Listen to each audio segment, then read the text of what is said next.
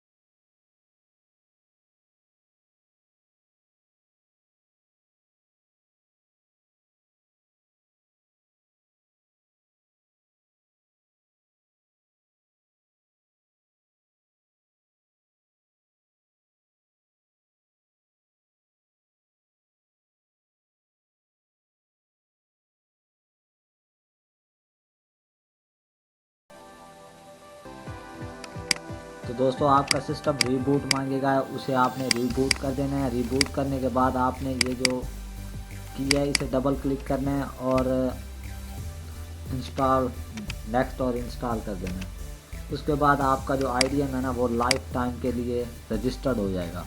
दोस्तों अगर आपका आईडीएम कभी भी ख़राब हो जाता है, कभी भी आपसे वो सीरियल नंबर या ईमेल्स वगैरह मांगता है, तो आपने इसी को इंस्टॉल करना है।